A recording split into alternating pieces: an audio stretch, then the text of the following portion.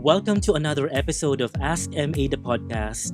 If you want to be part of the show, let's say you have some stories, questions, or if you need some advice, send me a message on my social media accounts on Facebook, Instagram, or Twitter at MABuendiaHD and I will give you a call. Guys, we have a guest on the line. He is Zir J, 29 from Albay. Welcome to the show and how may I help you? Hi, MA. I actually looking for an advice and opinion. It's about a combination of sex and love. Okay. I met him 2017. It was less than like a fucking buddy. Is it okay for me to Yeah. mention those words? Yeah, Okay, it's fine. I mean, no censorship so naman here yeah. on the show. So, naging fuck buddy kayo netong guy na to since Yeah, 2017. 2017 until 2019. Okay.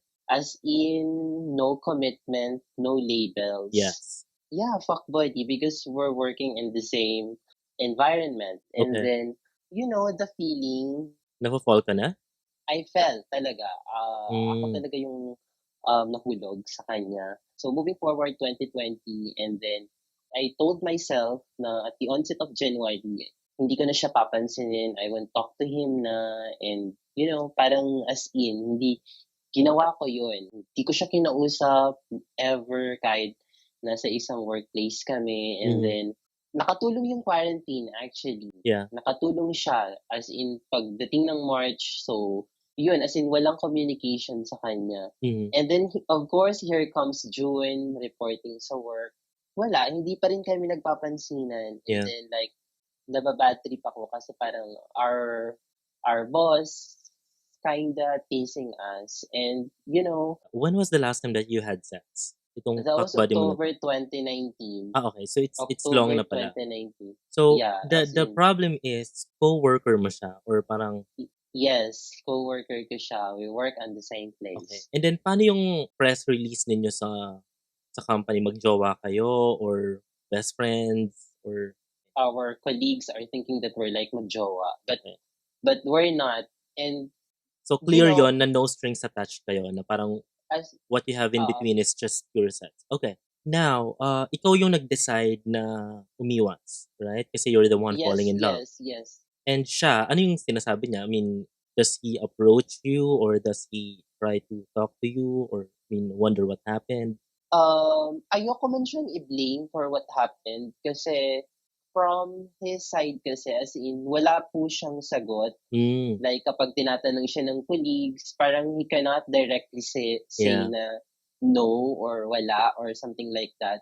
As in wala siyang sagot, like tumingiti lang siya and is not vocal about it kasi in the first place he's discreet and parang may expectation sa kanya yung family niya, Pero kasi MA, imagine since 2017 up to 2019, parang kung iisipin mo yung pinagsamahan namin together.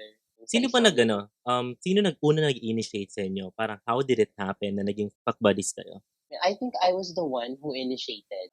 Our first time was during the time na parang he was like emotionally unstable. Yes. Okay. Na parang I was there sa kanya during the time na parang he like questioned people around us na ba't ba nila hindi ako maintindihan? Na parang siya yung type of discreet na parang gusto niya, wag mo na siyang tanungin. Yeah. Parang what you see is what you get. And parang, you've become closer. And... Parang until one time na parang pumupunta siya dito sa akin. Yun nga, yung last lang ba yun na pinupuntahan niya ako.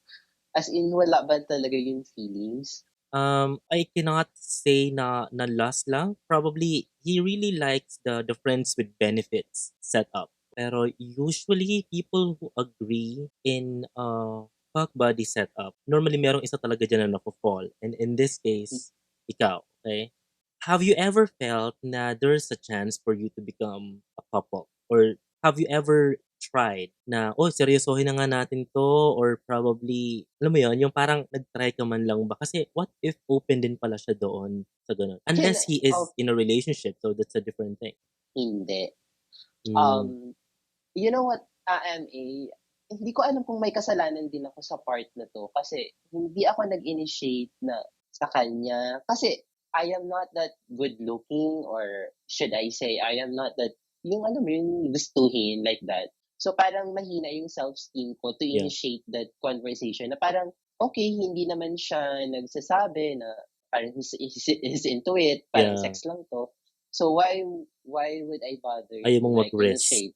Yeah, during that time na fuck buddies kayo from 2017 to 2019, meron ka pa bang ibang mga fuck buddies din, or have you ever, I mean, flirted with other Wala. people? Okay, so siya lang. Kasi, I mean, talagang kayo lang. yeah, siya lang. Okay. Pero siya, hindi. Okay. So meron din siyang mga ibang good looking ba Yeah. to itong guy? He is. I can send you his photo. Just Okay, kidding. yeah. Sige, send mo nga sa akin yung picture niya so I can judge. Sure, Yeah, sure. I'll Right check. now ba? Yeah, right now while we're on the call. Okay, sige. Let's check. Last week lang ha. This guy is junk texting me, Okay. calling me in the middle of the night. I send a photo. Oh, yeah, he Hindi siya is. yung Yeah, tipo ng oo, guy na, gwapo. yeah, I told you. Okay. So, yeah, it's yummy too, and Dax. Oh my God. This is Oh, yeah. a Kahit ako revelation. may in love din So, ako pag ganyan. Okay, so naintindihan kita. Alright, so di ba? nag-drunk text siya and then what happened? What did he tell you? Is not telling anything, you know. I know this guy. I mean, I knew his personality. Okay. So parang nagyayaya Hindi siya ng sex another, No, it's pero not asking for sex. It's like asking for something, or like parang may gusto siyang malaman. Is the type of person na kailangan mo talaga siyang pilitin. yeah, he cannot express himself, like introvert ba siya? He's not introvert. Or He's very, extro. I don't know. yeah, I very can't. quiet, or I mean, hindi expressive sa kung ano yung nafe-feel niya. This is my very question. Like, it's disturbing talaga na parang why in the hell magpaparamdam ka ngayon? I Yeah. mean, what's this for? I mean, In your situation, ang hirap mag-assume, okay, na parang yeah, I know. he likes. Actually, parang ako na yata yung asumero for 3 years. Yeah, I mean, he likes this or he likes that. That's why I always advise na parang be vulnerable, you know, say it like you mean it. Or whatever the answer is, you can move forward with your life because at least walang what if. So had you told him like probably in 2018 or in 2019 that you're falling for him, that you like to have committed relationship with this guy, probably he could have considered. Or I mean, kung may sinabi man siya na parang feeling mo ni-reject ka na niya or whatever, edi sana mas naputol mo siya ng mas maaga at hindi na lumalim yung nararamdaman. Like right now, do you still love him? Or are you in love with him? Am I going to answer that question?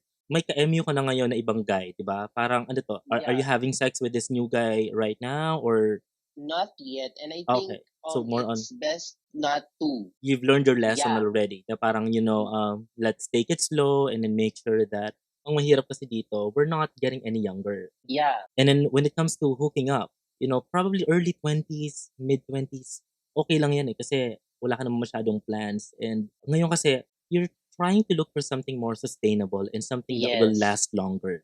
Okay? Kasi you realize your worth na parang talaga bang wala bang pwedeng sumeryoso sa akin, or talaga bang pang kubo lang ba ako? Okay. I think you have to choose, okay? If you're going to pursue this new guy, the one that you're talking to right now, probably you can really get to know each other well, but make sure that you close the chapter with this fuck buddy that you have. Yun din ang ayoko whenever you're hooking up with a coworker kasi you're gonna be in the same company. So imagine that. I mean, you're going to see each other. So buti na lang nag-lockdown. Kasi kung hindi, 'di ba, mas lalo mong papahirapan yung sarili mo seeing this guy, working with him, and it's going to get awkward. Kasi syempre, marami nang makakakita, maraming makakapansin that something has changed between you and him.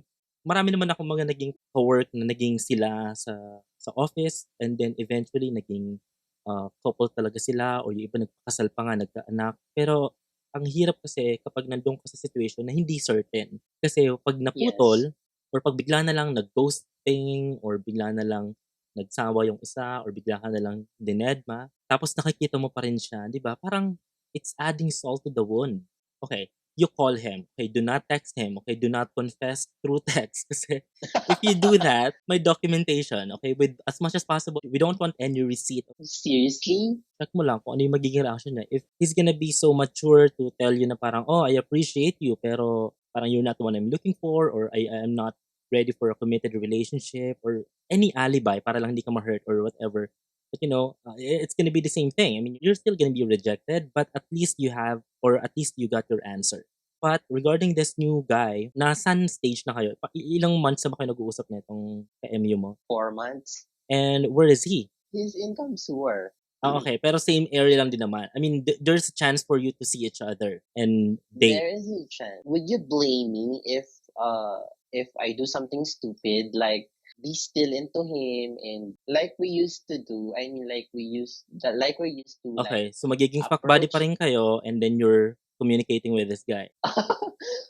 Pwede man. I cut the other guy and then mag-focus sa kanya. If that's the better thing to do. So you wanna go back to him because probably you missed the sex. Yeah, I mean, Okay. masisisi mo ba ako? Like, No. You're gonna go back to Ah. square one. Kasi, if he sees you as a fuck buddy, or he sees this relationship as a friends with benefits setup, nothing more than that, it depends. It's up to you. At 29 years old, this is what you want, parang very uncertain. But ako, this is not an advice, but this is something that I would do if I were in your shoes. Okay. I would have a conversation with this office mate, with this ex-fuck buddy. I just want to test the water. Kung nasan pa rin ba siya, if there's a chance. Kasi if ever man na napipilitan lang din siya, or parang consider ka lang din niya as magiging fubo na naman, or one of his fubos, Okay. probably it's time for me to realize my worth and look for Yes, something na mas serious na lang. Okay? Kasi sayang yung time. Kasi of course, if you're going to go back to him, hindi ka naman katulad nung iba kasi na parang you have fuck buddies, you have other fuck buddies. Okay? Your biggest mistake is you only had him as your fuck buddy. Kaya ka na-fall. Okay? So if you're going to have like friends with benefits, or if you're going to have fuck buddies, make it at least 2 or 3. Normally ganon. Oh my God. Or you at least date other people pa. You at least keep on seeing other people pa. Whether, kasi hindi naman kayo committed eh. Hindi ka naman committed sa kanya eh. So, Okay. kung babalikan mo man siya, at least get an answer kung may chance ba to. Sometimes we have to experience the most painful heartache para magising tayo, or para I like maslap it. tayo na, alam mo yun, kailangan maranasan mo yung rejection from the people that you really love in order for you to realize na parang, okay, this is what I want. Sabi ko lagi, a 0 is better than a negative. So, minsan okay lang na wala muna, as long as kung magkakaroon man, hindi ako yung parang talo. Parang bakit? Parang hindi naman dapat pwedeng umabot sa ganung situation. Parang, kasi nga, na-fall ka. yun. Kung hindi ka naman na-fall sa kanya, okay lang naman na kahit wala kayong usapan ng 1 week, or okay lang naman na kukontahan ka niya kapag nalilibugan lang siya. Kasi ganun yung setup niyo eh. You both agree to that setup. Okay? But, yung na-fall ka na, you're craving for something more, or you're demanding for something more from him, which is he cannot give. Think about it. Think what you really want. So you have a goal or have a vision na parang 2 years from now, I should be happy with someone that I really love and someone who loves me too. You're being unfair to yourself. Okay? Kasi I know. I mean, take advantage of the situation na minimal or bihira kayo magkita, or ito na at least nakagawa ka na ng way na makawala dun sa Yes, typical yes. setup ninyo. Okay? So if I were you, keep on seeing other people, keep on texting or communicating or chatting with different types of guys until you find the one.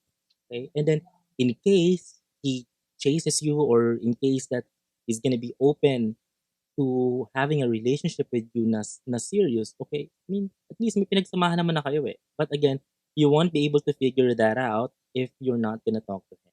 Okay? At least feeling ko naman, dun sa 2 years na naging friends kayo or naging office mates kayo, you have all the right to just ask kung, I mean, may chance ba to, or do you think we can move on to the next level. Pero if Okay. ever nga na wala talaga, it's time for you to just let him go and you really have to move on. At least natikman mo, di ba?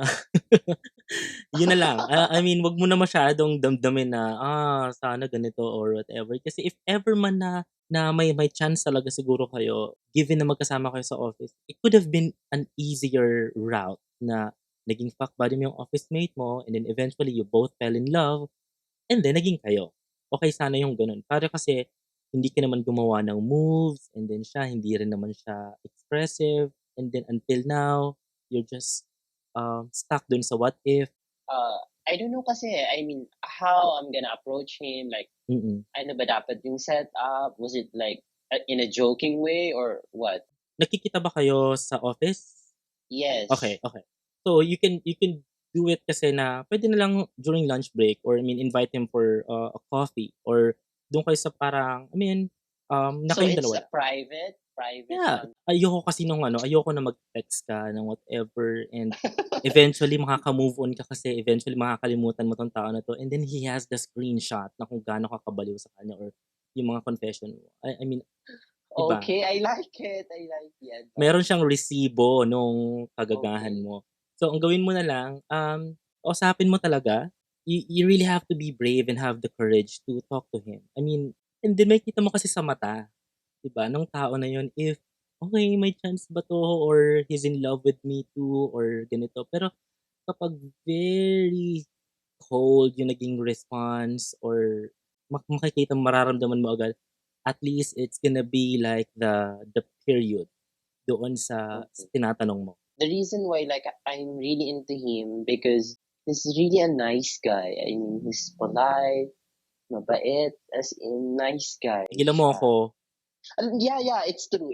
Yeah, It's just and of that course, he's hindi na ako love. he's attractive and he's ducks, okay? So, yun yung una talagang nagpa-fall sa'yo, okay? So, kasi marami naman tayong nami-meet na mga nice guys, marami naman tayong nami-meet diyan na mga parang, alam mo yun, mabait and all that, pero hindi ka attracted sa kanila, okay? So, let's admit it. Okay. Sabihin mo lang, nahihirapan na kasi ako and I just want to let you know that I like you. Minsan kasi sa life, kung hindi ka susugal, wala talagang mangyayari. What if I say yes? What if I say no? Pag sinabi niya na okay, na may chance, I think what you can do is to start with seeing each other more. You can Grabe, asado talaga ako. No? yeah, you can do a lot of things like probably go somewhere or talk more, watch a movie together sa place mo, o kaya naman just have a conversation. Pero pag sinabi niya sa'yo na parang no, I just see you as a friend or parang coworker or hindi ako ready, yung mga typical na mga lines nila whenever they're not really interested. Ano pag wala dun sa yes or no ang sagot? Hindi siya sumagot. So it's a no na, right? It's a no. Yeah, it's a no. Okay. Yeah.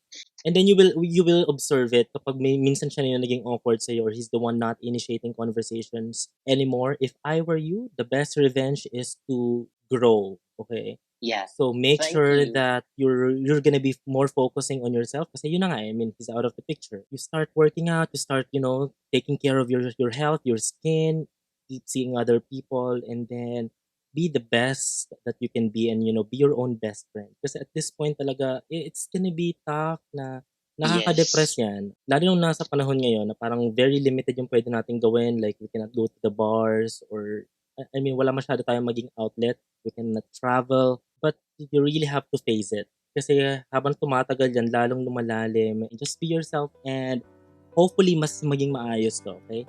If Same. ever magkakaroon ka ng updates dito, just Yes. let me know and then let's have another talk. Okay, let's have another call for the show. And yeah, so Sure. far, yeah, thanks for sharing your stories, Zir J. I appreciate you and really am I really wanted to stun you to my friends. Yeah, I actually shared your post and I'm proud of it. Let's talk Thank again you later. and more power. Be well. Love you, Bye-bye, Zir MA. J. Bye-bye. Okay, guys, so that has been Ask MA the podcast. Thank you so much for being with us. And again, if you want to be part of the show, go ahead and share your stories, ask me some questions or advice. Just message me on my Facebook, Twitter, or Instagram at MABuendiaHD and I'll give you a call. I love you for listening and let's talk next time. Bye!